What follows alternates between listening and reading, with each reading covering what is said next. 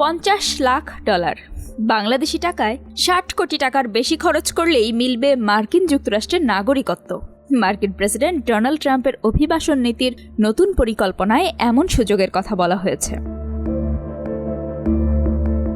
বার্তা সংস্থা রয়টার্সের প্রতিবেদনে বলা হয়, দ্বিতীয়বারের মতো প্রেসিডেন্ট হয়েই জন্মসূত্রে মার্কিন নাগরিকত্বের ওপর নিষেধাজ্ঞা আরোপ করেন ডোনাল্ড ট্রাম্প। এরপর শুরু করেন অভিবাসী প্রত্যাবাসন।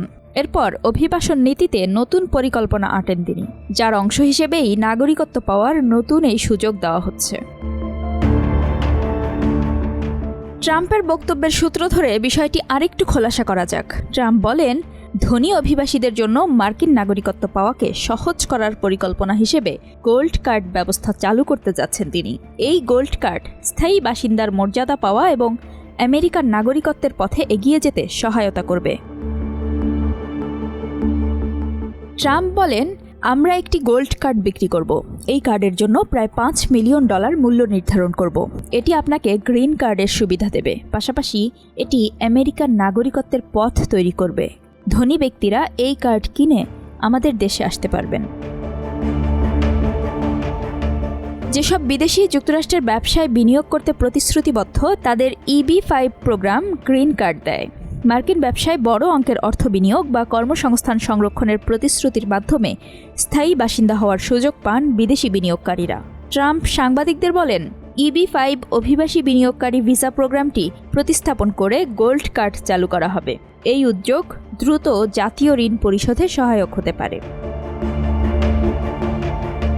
তিনি আরও বলেন, এটা কিছুটা গ্রিন কার্ডের মতো, তবে অনেক বেশি সুবিধাযুক্ত। এটি নাগরিকত্বের পথ তৈরি করবে, মূলত ধনী বা অত্যন্ত প্রতিভাবান ব্যক্তিদের জন্য। তারা এখানে আসার জন্য মূল্য পরিশোধ করবে।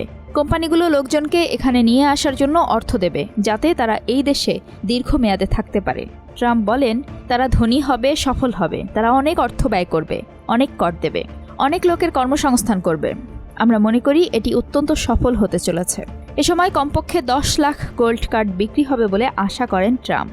2 সপ্তাহের মধ্যে এই পরিকল্পনার বিষয়ে আরও বিস্তারিত তথ্য প্রকাশ করা হবে বলেও জানান তিনি।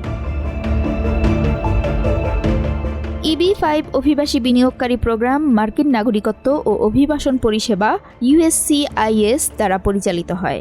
বিদেশি বিনিয়োগকারীদের মাধ্যমে কর্মসংস্থান সৃষ্টি ও মূলধন বিনিয়োগের মাধ্যমে মার্কিন অর্থনীতিকে উদ্দীপিত করার 1990 সালে এই উদ্যোগ নেওয়া হয়েছিল।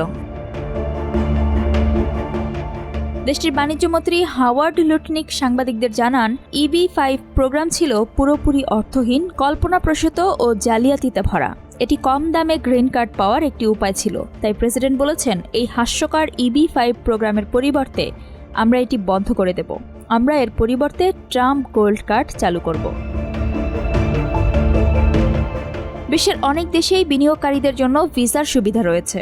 পরামর্শদাতা প্রতিষ্ঠান হেনলি অ্যান্ড পার্টনার্স জানায়, বিশ্বব্যাপী শতাধিক দেশ ধনী ব্যক্তিদের জন্য গোল্ডেন ভিসা অফার করে, যার মধ্যে রয়েছে যুক্তরাষ্ট্র, যুক্তরাজ্য, স্পেন, গ্রিস, মাল্টা, অস্ট্রেলিয়া, কানাডা ও ইতালি।